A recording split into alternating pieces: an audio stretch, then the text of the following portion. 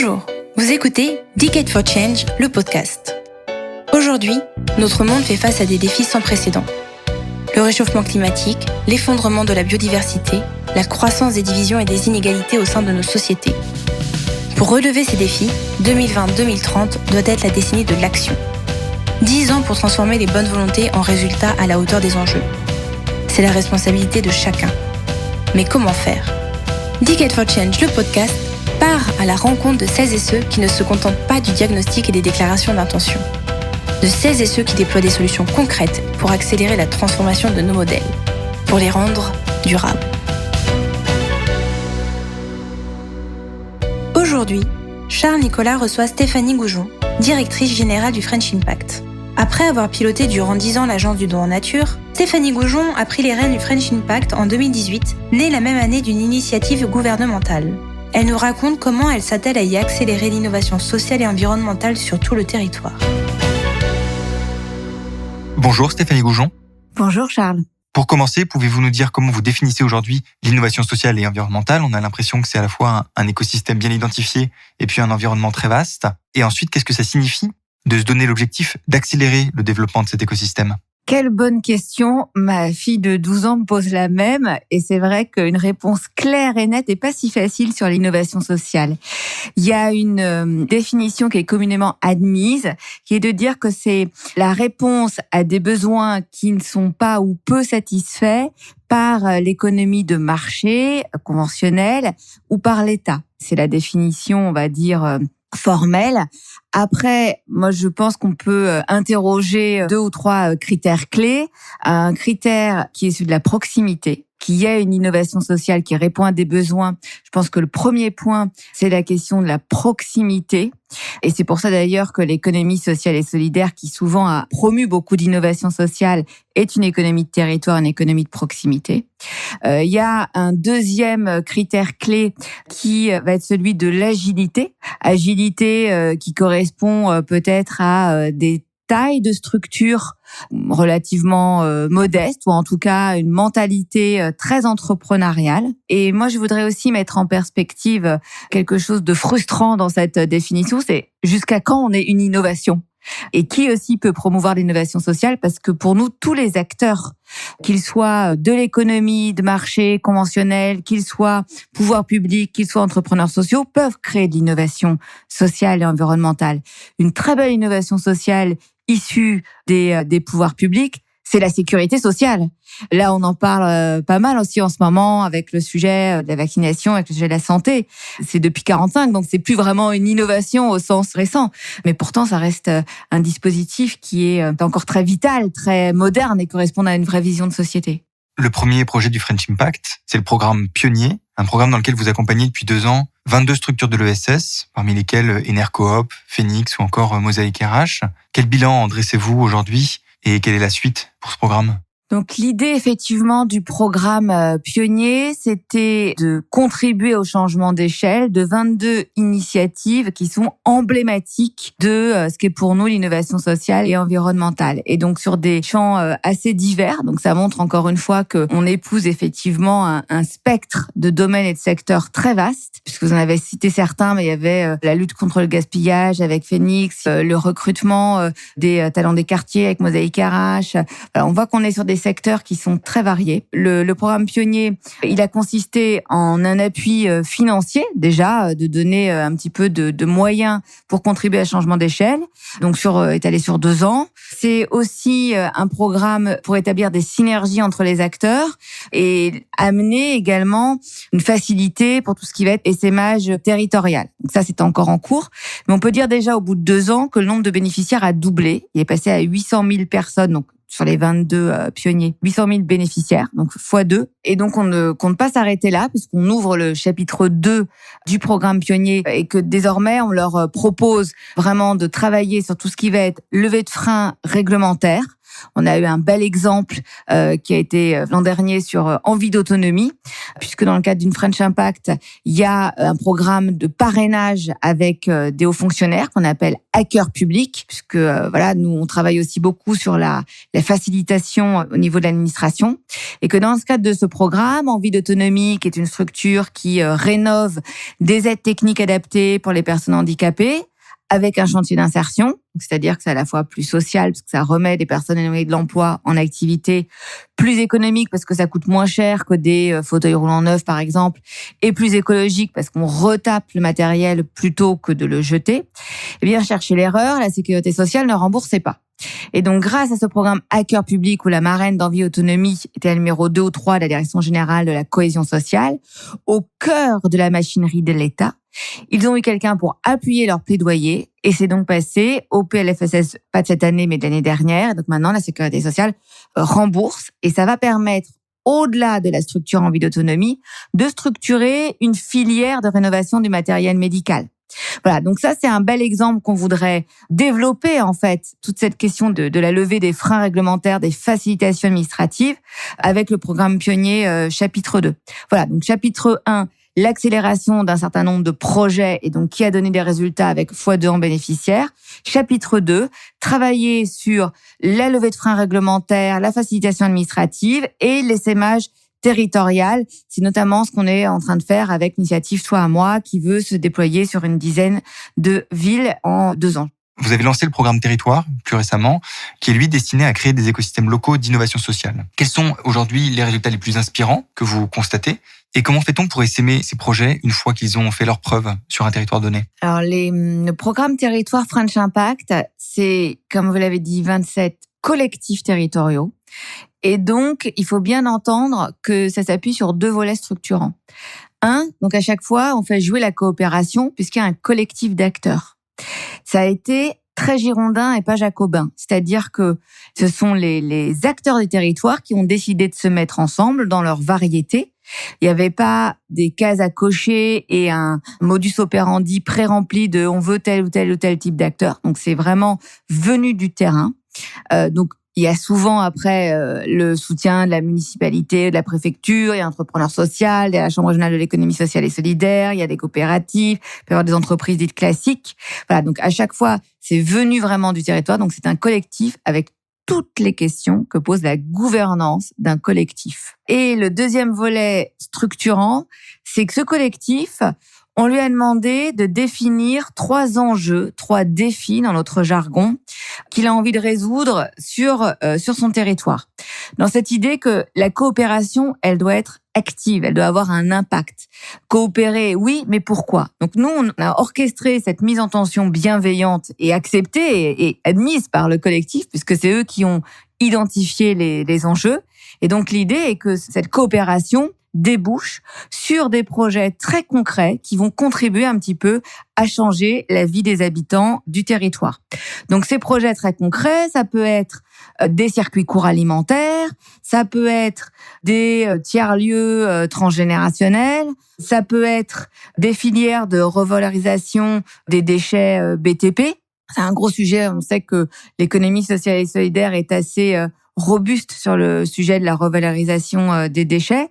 Ça peut être une réflexion sur de l'habitat transgénérationnel. Voilà, donc comment on les amène à passer de l'idée à l'action, et aussi comment on peut stimuler des synergies interterritoriales. Ça, c'est très, très rare.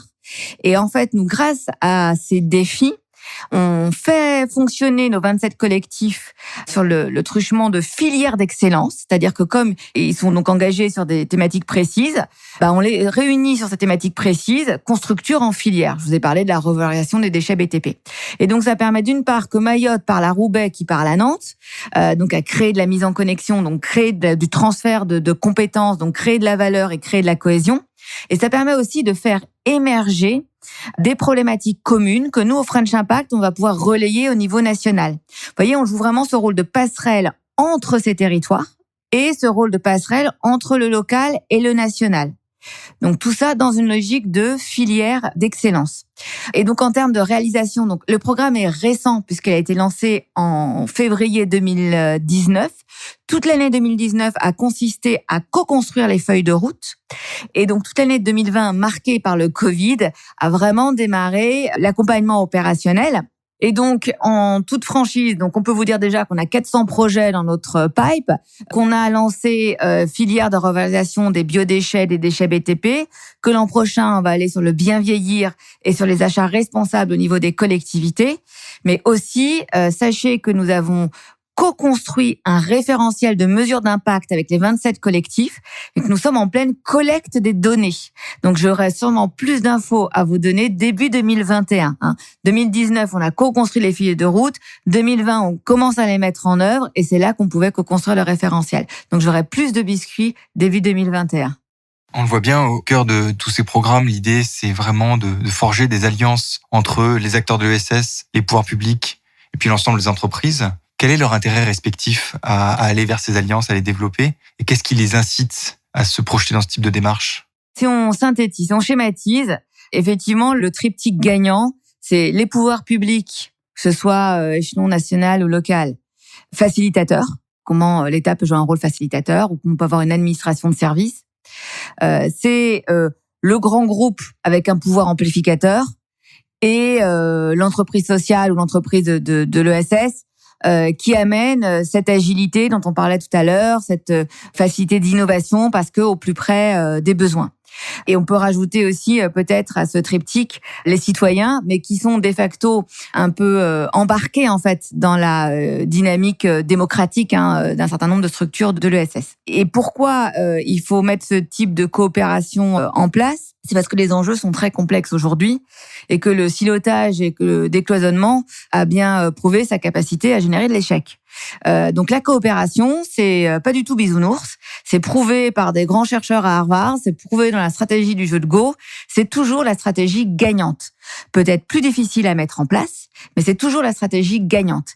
Et nous, ce qu'on propose au French Impact, c'est de donner un terrain de jeu concret pour coopérer. Parce que moi, il y a quelque chose qui m'agace beaucoup, c'est les grands discours incantatoires vis-à-vis de l'administration et des fonctionnaires, par exemple, ou de l'État, pour dire il faut que l'État soit facilitateur.